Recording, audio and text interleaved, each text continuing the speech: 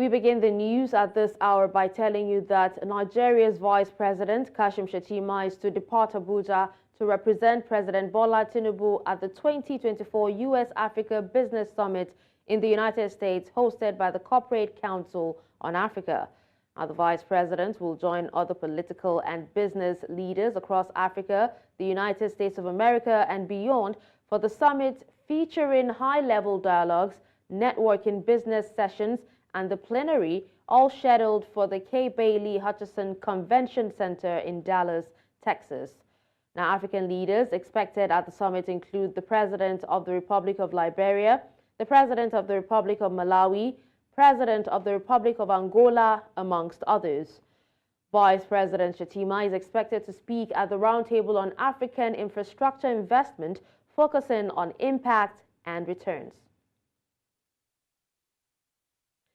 The Socio-Economic Rights and Accountability Project, SERAP, has filed a lawsuit against the Minister of Federal Capital Territory, Nyesom Wike, before the Federal High Court in Abuja.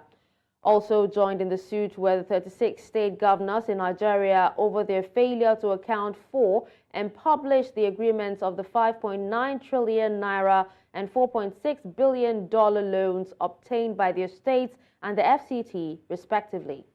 SERAP Deputy Director Kolawole Oluwadare said the group asked the courts to direct and compel the governors and Mr. Wike to account for 5.9 trillion naira and $4.6 billion loans obtained by their states and the FCT, and to publish copies of the loan agreements, location of projects executed with the loans. Marketers under the aegis of the Independent Petroleum Marketers Association of Nigeria have said their National Executive Council will be meeting officially on Monday to find a lasting solution to the problem. Now, the national president of IPMAN, Ahmed Fashola, said that Monday's meeting became expedient following the prevalence of fuel scarcity despite recent aggressive moves by the Nigerian National Petroleum Corporation. Fashola said the NNPC, which is the sole importer of petroleum products in the country, opened up its reserves in all existing depots across the country on Friday in a bid to ease off the long queues at the fuel stations. We were joined on the news by Umar Babakano Jada, National Treasurer, IPMAN, to discuss this.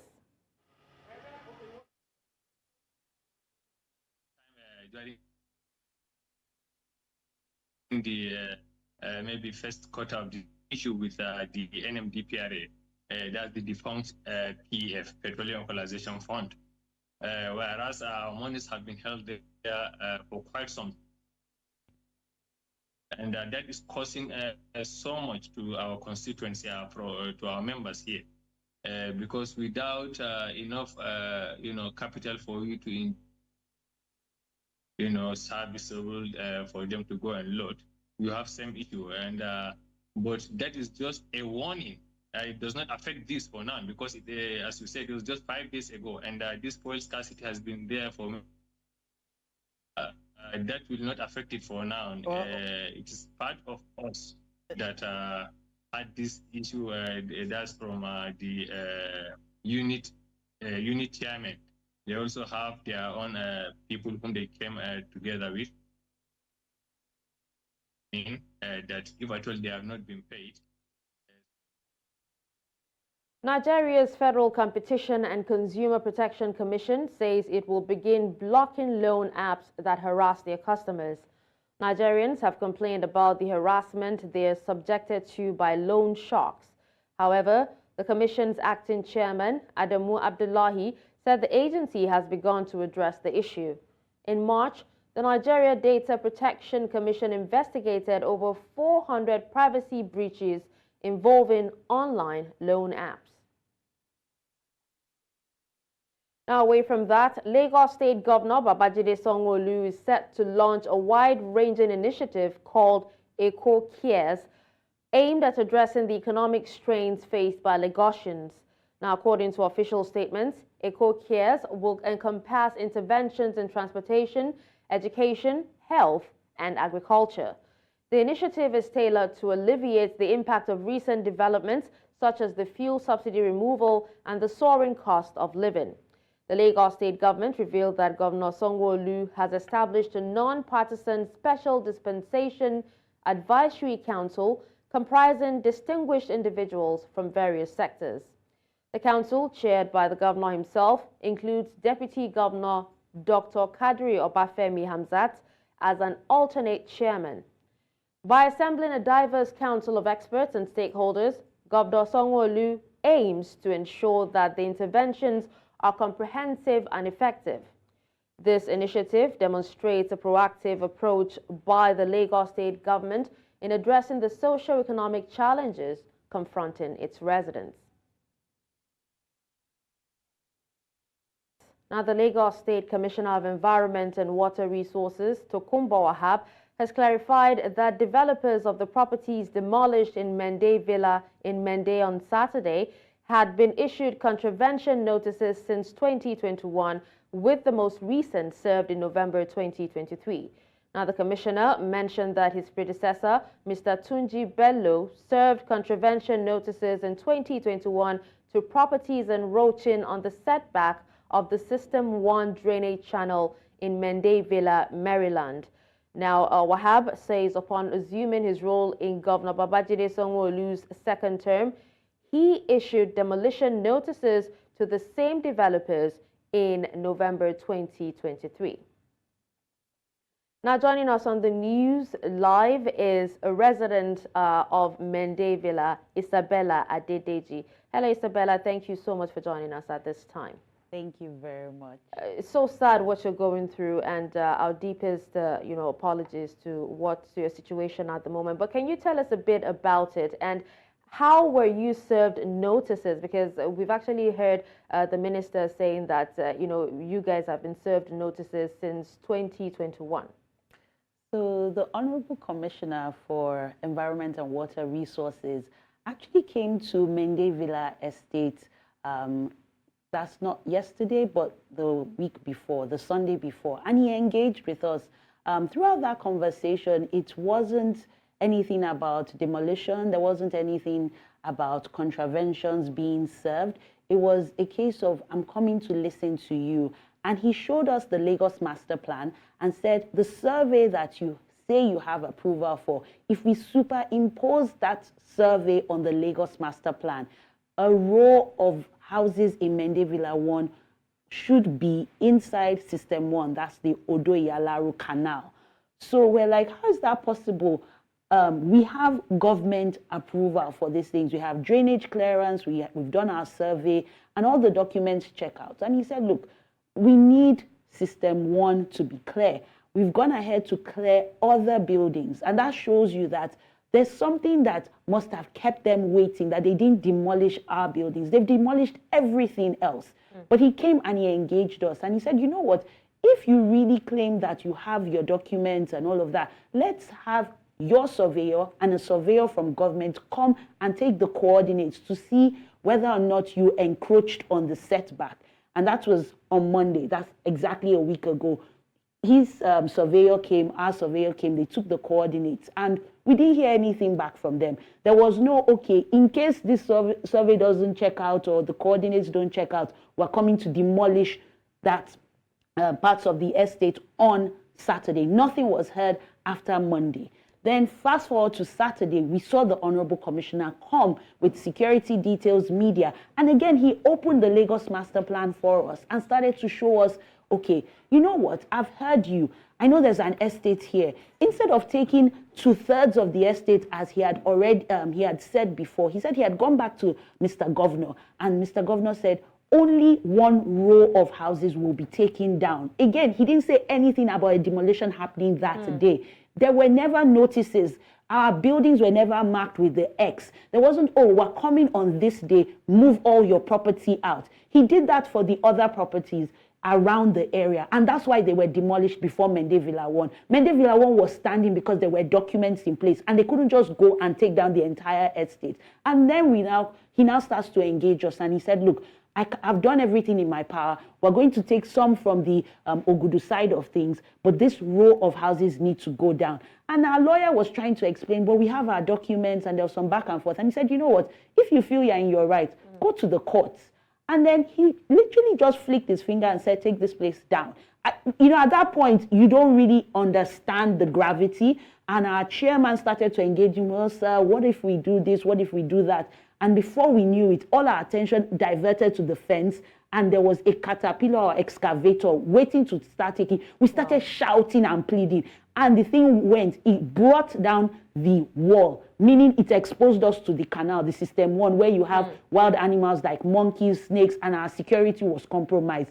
And I was literally crying and begging because I have children and I know they are elderly, they are sick people, they are single mothers, there are families in that estate, and this has come as a shock on a Saturday morning. Some people were not even there. And he kind of consoled me. But did people have at least get the opportunity to move their He kind of consoled me, and I thought that he had paused it. But, when they wanted to start the demolition, there was a soccer way. So there was a bit of a raised platform, and they weren't able to immediately start it. But within minutes, they started demolishing more than the wall. Things just started to go down. The first building went down, even after we had kind of pleaded with him. At that point, the man was not there. That was my landlord's building. People were removing things. It became helter-skelter. And it didn't just end with one unit being taken down on the left. It moved to the right, and they started to demolish. Luckily for me, my unit was one of the ones in the middle. So at that point, I started calling people. People started removing belongings. But for some of the people that their buildings went down on Saturday, they were not able to take everything out. And a lot of people were just trapped. I went there this morning because I couldn't sleep there again on Saturday. I went there this morning and I've seen what was left of what used to be my home. I know that not everybody is as lucky as I am. Not everybody had the opportunity. Right now, my clothes are in different places. My property is in different places. I'm squatting with an auntie. But there are some people that don't have that opportunity. And it's really sad because if there was a demolition notice, Honorable Wahab, please show us that demolition notice. Okay. If really you wanted to engage with the residents, what would 48 hours have done, or 2 weeks have done, or 2 months have done, if you say really and truly we contravened? Why can't we have our fair day in court? Even someone that commits a crime is innocent till proven guilty. There was no demolition notice. Isabella, sadly, time is not on our side, but we really, really sympathize with your situation, and we do hope, that the government does something, in terms of compensation and also alternate, housing arrangements. But thank you so much for speaking to us on this. Thank you very much. Now, away from that, Nigeria is now ranked as one of the most vulnerable countries in the area of climate change around the world. The chairman of the House of Representatives Committee on Media and Public Affairs, Akintunde Rotimi, said that Nigeria is now ranked as one of the most vulnerable countries in the area of climate change around the world. Now, Rotimi said this is evident in the several challenges the country faces, including flooding, drought, food, insecurity, erosion, extreme temperature, and even conflicts due to resource scarcity and struggle. Rotimi compared climate change and conflict, adding that in different parts of the country, climate change is exacerbating the root causes of conflict. Now let's head to security matters, where concerns over amnesty granted to repentant terrorists in Borno State are escalating following the devastating attack on the military formation and multiple assaults on police stations. The region has been rocked by a series of violent incidents, prompting urgent scrutiny of the effectiveness and implications of the amnesty program. Security analysts and community leaders are voicing apprehensions over the potential misuse of amnesty privileges, with fears that some former militants may be exploiting the system to rejoin terrorist factions or perpetuate further violence. The The recent brazen assaults on military and police installations have reignited debates on the balance between reconciliation efforts and national security imperatives. Authorities are under pressure to reassess the vetting and monitoring mechanisms within the amnesty initiative to prevent the recurrence of such attacks. Now, to discuss this further, I'm joined by a security analyst, Ahmed Musa Hussaini. Hello, Ahmed. Thank you so much for joining me. Hello, Ahmed. Can you hear me? Yeah, I can hear you. Go ahead. All right, yes, I can hear you now. So, Ahmed, do tell, how is the vetting process, how the vetting process has actually identified genuine repentant militants versus those exploiting the amnesty for nefarious purposes? So actually, the whole program is called De-radicalization, Rehabilitation, and Reintegration. That's DRR for affected extremists in the Northeast region. And usually, these guys, they come to surrender to the authorities, and based on international human rights standards, when a militant or extremist surrenders to the authority, then he has the right to be actually be taken into custody, either be prosecuted or de-radicalized. And then recently, I think not recently anyway, more like around 2014, there was this effort between the European Union under their own security assistance in Nigeria to actually engage those either repentant or surrendered Boko Haram members, where they can be de-radicalized and then rehabilitated and reintegrated back into the society. And so that's actually what initiates the program. They have, usually those guys are actually held in a facility where they are being given, various de-radicalization training. They're also being given some skill acquisition training in order to, Ahmed, now talking about that training, when it all started, some quarters were actually solely against, de-radicalization and also, bringing them back into the society, while some actually say, or they've actually faulted, the timing, 6 months, saying that it's actually too short a time to be able to de-radicalize these terrorists. Now, what steps can authorities take to enhance the monitoring of former militants granted amnesty to prevent further attacks?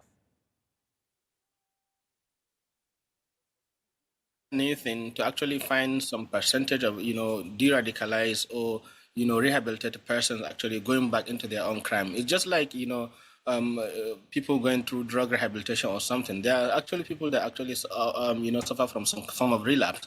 And then secondly, each Boko Haram member has a different or has his own unique motive for joining Boko Haram. To some, it's actually because of the ideology. So some are actually ideologically extreme. Some people are actually soldiers of fortunes because they just join because they lack some jobs. So Boko Haram offers them some form of power, either economically or socially. To some, it's actually some form of revenge, maybe against the state or against the military, maybe for some perceived grievances, maybe against them or their families or their communities. So people have different motives. And I think the main objective of this, the main target for this de-radicalization and reintegration program is actually to target the soft ones, those that are actually not ideologically motivated, because it is easier to actually de-engage them from extremism and then de-radicalize them and then rehabilitate and reintegrate them back into society. And as for your question about how can we improve the monitoring, I think the authorities actually need to actually constantly ensure that de-radicalized members that have been actually thrown back into the community have been adequately monitored. They should have a database of all those repentant terrorists that are being put back into the community, and they should constantly be tracking them to see how they are faring, whether they've been actually fully engaged in economic activities or in the social life of their communities, or they are actually being socially or economically excluded, thereby improving the chances of them actually getting back into crimes. All right, now speaking about being socially included or excluded. Now, what role do social economic factors play in recruiting and reintegrating former militants? And how can they be addressed to prevent radicalization in the first place? Yeah, actually, social and economic factors play a very big role because if you look at it, as I said earlier, some people actually join Boko Haram because of the economic and social opportunities it offers them. And, when you pick them out of it, then you have to actually ensure that they have some form of activities going on that, give them some economic and social leverage, in their communities. Because if you allow them to be socially and economically excluded, then you are actually trying to actually make crime attracted to them. It's either they actually re-engage in some form of crimes or actually go back to full-blown terrorism that they are coming out of. As in the case that we've seen recently in Maiduguri, in Borno State, it's actually some of those repentant Boko Haram were actually engaged in drug abuse, actually in drug trafficking, and then some of them were arrested. And because some of them were arrested, then they had to actually and some of them were arrested and held in some security facility. Then they had to actually attack that facility in order to free some of their compatriots in crime. So you can see that the fact that some of them are actually engaged in drugs, as many militants or many terrorists actually engage in drugs, and so this is actually part of the whole de-radicalization and rehabilitation effort. All right, So Ahmed. society not only Now, just before I let you go, this is actually a very, very important question. How can the government balance, or find a balance between offering amnesty to repentant militants and ensuring the safety and security of the people? Yeah, actually, it is quite a delicate balancing act because on one form, the government has a bigger priority to ensure the safety of the people. So I think for me, it has to be a form of a very hard approach by actually, making the conditions for the release of the repentant terrorists very strict. Not just because sometimes actually authorities may just seek to release them because they just are tired of taking care of them. There's a lot of financial and administrative burden of doing that, and there are a lot of thousands of terrorists been surrendered to the authorities. So if we can actually increase or make if we can make those measures or those conditions very stringent for the terrorists to qualify for release, then that will actually ensure that only the ones that are being considered like extremely rehabilitated and de-radicalized can actually be released into society. And also we have to ensure strict monitoring.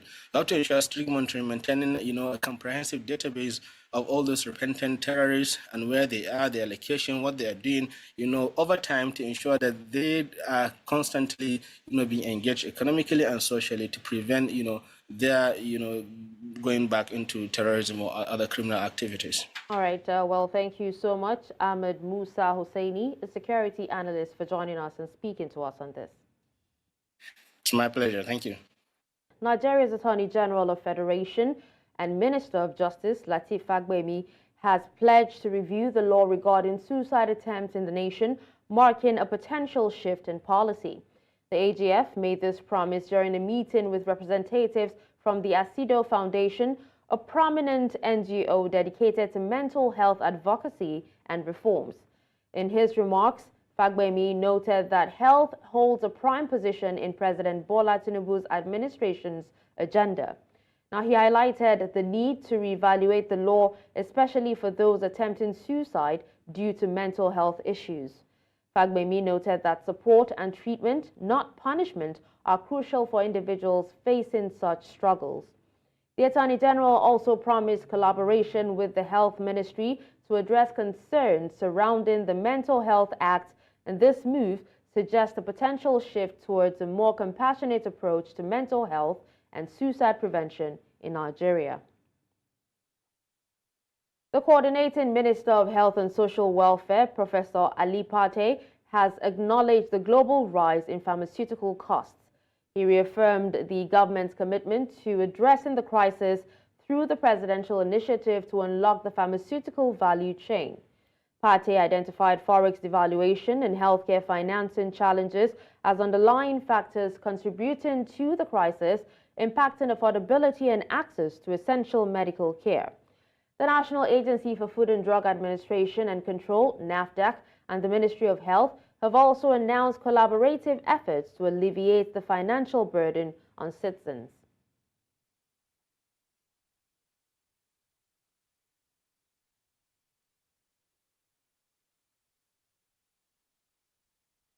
Now away from Nigeria, Uganda is to repatriate the remains of 2 Ugandan martyrs who were executed more than a century ago for refusing to renounce Christianity.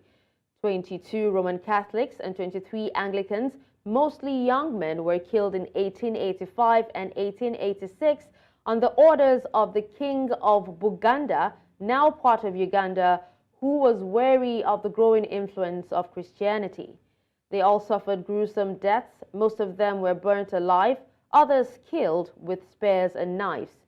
The White Fathers, a Roman Catholic society also known as the Missionaries of Africa, sent the remains of 2 of the martyrs to Rome, where the Catholics were later canonized, while others were kept in Uganda.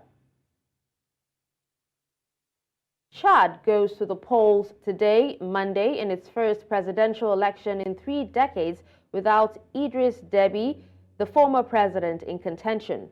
10 men will be on the ballot, with Deby's son, Mahamat Idriss Deby Itno, who seized power as the head of a junta on the day rebels shot and killed his father in April 2021, is widely expected to win.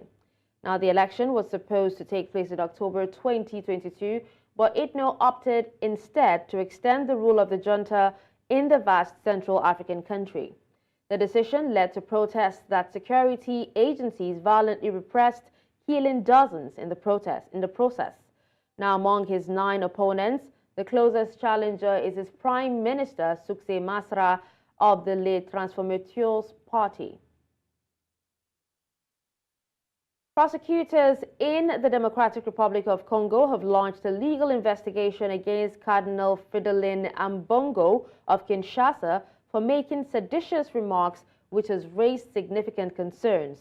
The Vatican claims to be actively observing the issue, and it is thought that the Archbishop serves as one of the Pope Francis' primary advisors.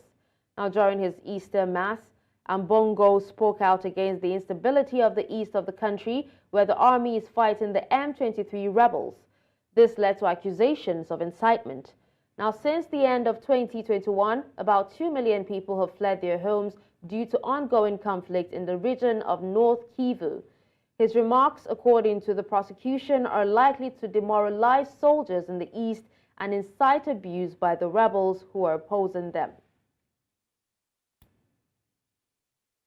Egyptian state-linked media said a Hamas delegation at the Gaza truce negotiations in Cairo has left and will return for more talks on Tuesday.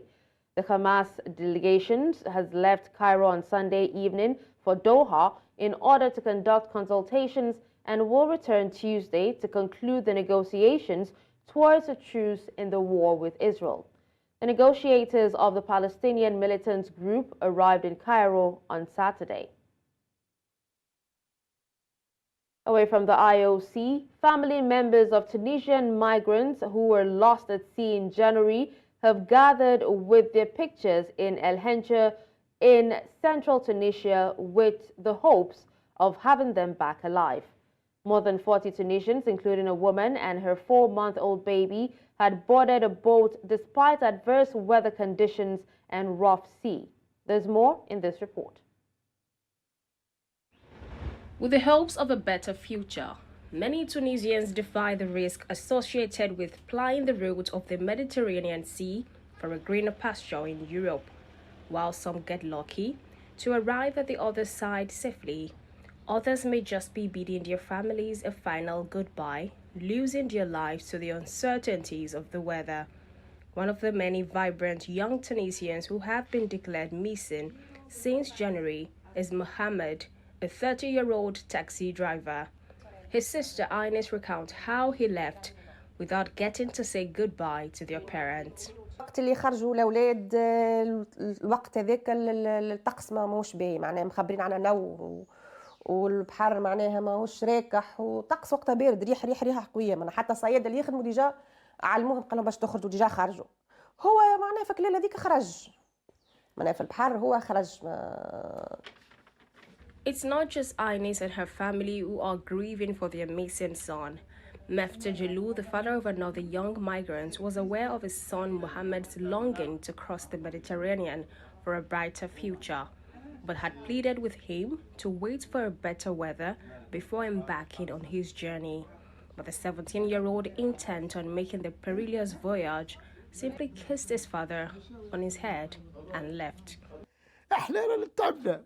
اليوم هذا الربع شره الانسان نزف سيدي رمضان كليت فيه طعمت فيه لحتى شيء على اموري انهارت انا وعندي الوالده وعندي عائلتي كلها انهارت في زرته انا للاسف يعني للاسف الشديد ما تعبنا عليه تعبنا ياسر تعبنا ياسر. According to the Tunisian Forum for Social and Economic Rights, more than 1,300 migrants have either died or disappeared since last year in shipwrecks near the Tunisian coast.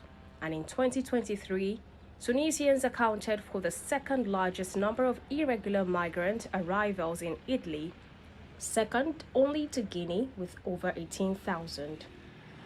Now, speaking at a Holocaust Remembrance Day ceremony at the Yad Vashem Memorial in Jerusalem, Israeli Prime Minister Benjamin Netanyahu said nothing will stop Israel from defending itself. Netanyahu also denounced international criticism of Israel's war in Gaza, insisting that no pressure would stop it from defending itself. He added that when the Nazis killed 6 million Jews during World War II, his people were totally defenseless against those who sought their destruction. Let's join the business desk for the updates on the news.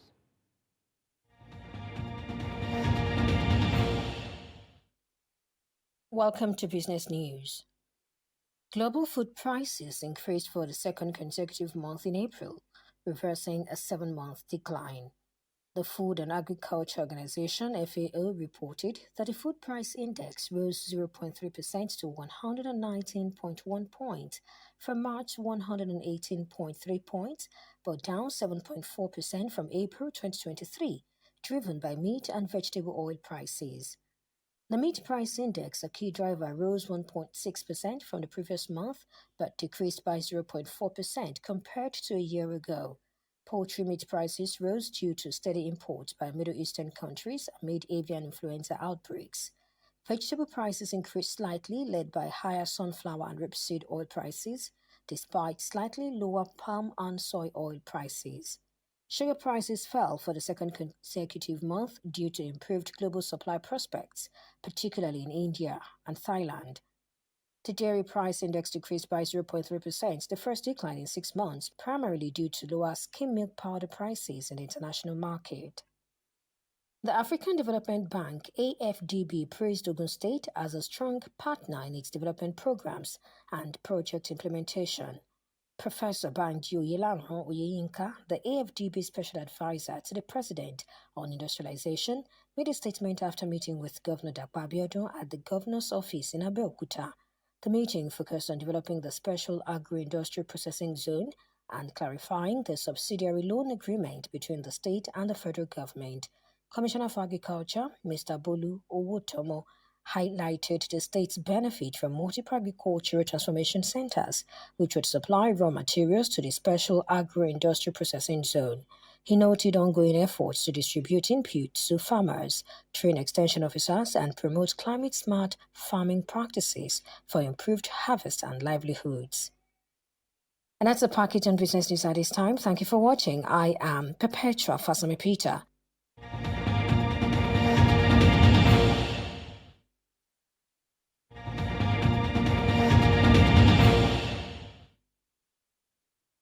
In the world of sports, with many challenges confronting grassroots football in Nigeria, football enthusiasts say they believe Nigeria can harness this pool of talent at the grassroots for the benefit of the country. Our correspondent in Abuja visited Dawaki FC, a grassroots football team, and shared his conversation with the team.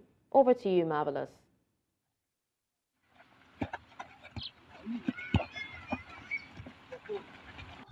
For these young ones playing on the field, their ultimate aim is to one day play a professional football. Their motivation, perhaps, stems from the fact that many professionals who rose to stardom in the country started at the grassroots just like this. However, many of them know it requires more than talent, but grit and determination to turn their dreams into reality.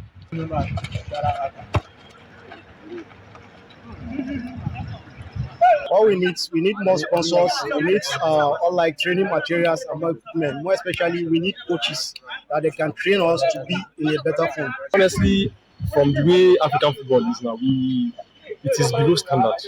We are not supposed to be where we are right now. We are supposed to be better than where we are. We have a country of over 200 million population.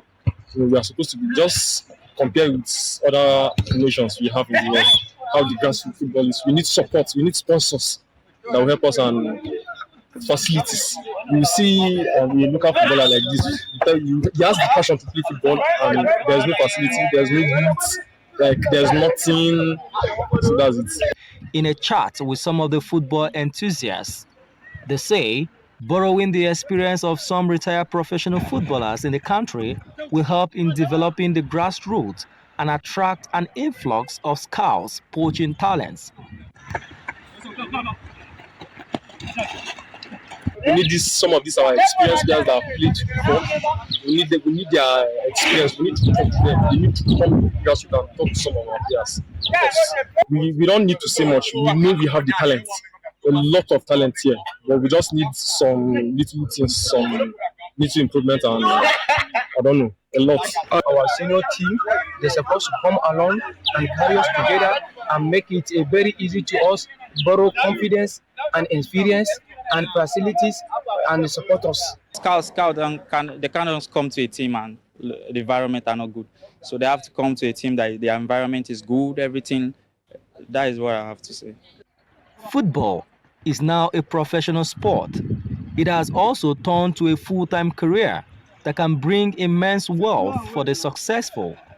Many will be hoping that Nigeria can harness its vast array of talents for the benefit of the country.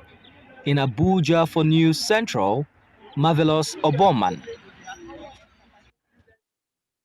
Now let's join the sports desk for more update. In the world of sport, the Rivers Hoopers clinched a decisive 86-82 victory over APR Rwanda in their second game of the Basketball Africa League Sahara Conference. With electrifying plays and tenacious defense, the Nigerian squad showed their prowess on the court, solidifying their presence as a force to be reckoned with at the BK Arena in Dakar, Senegal. From the opening tip-off, the Hoopers set the pace of the game, displaying precision passes and seamless teamwork. Their offensive strategy, orchestrated with finesse, allowed them to command the scoreboard early on. However, APR, known for their resilience, retaliated with a barrage of shots, keeping the scoreline close throughout the first quarter. As the game progressed, both teams battled fiercely for every possession. The Hoopers' defense proved instrumental in thwarting APR's offensive effort, forcing turnovers and converting them into fast break opportunities. Led by a standout performance by latest signee Willie Perry, scoring 31 points, 4 rebounds and 3 assists, the Nigerian side maintained their composure under pressure, executing crucial plays down the stretch. Former Nigerian Football Federation President Amaju Pinnick has made a revealing statement regarding the appointment of Finidi George as the new head coach of the Super Eagles of Nigeria. Speaking as a guest on our flagship weekend show, Breakfast Extra, Pinnick expressed his belief that George's appointment has come at the perfect time. He highlighted the importance of continuity from the previous coach Jose Peseiro and emphasized the need for George to receive adequate support and resources to lead the team to victory. Pinnick further revealed that George's appointment holds significant importance as the Super Eagles gear up for their 2 crucial fixtures against South Africa and Benin Republic in June. Because at that critical point, he was the head coach of the national team, second only to Peseiro. So all Peseiro achieved, he was an integral part of it. If it was Amunike that was in that state, definitely I would have supported him, because now, between now and June, we have very critical matches. We have a match against Benin Republic. We have against South Africa. These are no joke. They are very, very tough matches. Trust me. So we do not have time. So bringing any other person apart from Finidi would have been experimental. But Finidi, largely because he's been with these players, he's been with the team, especially in the last 2-3 years, he knows some of their weaknesses and some of their strengths. Finally, in the world of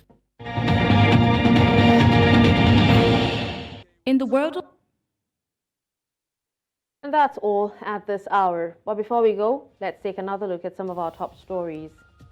We told you that Vice President Kashim Shettima to represent Nigeria at 2024 US-Africa Business Summit. We also told you that Lagos State Governor Babajide Sanwo-Olu set to launch Eko Cares initiative. We also told you that Chadians vote in its first presidential election polls after 3 decades. Send your eyewitness report to the WhatsApp number on the screen. Do follow us on social media. We are at News Central TV. You can watch News Central live on DSTV channel 422, Star Times channel 274, Avo TV, and YouTube. Many thanks for watching. I'm Darshan Usman.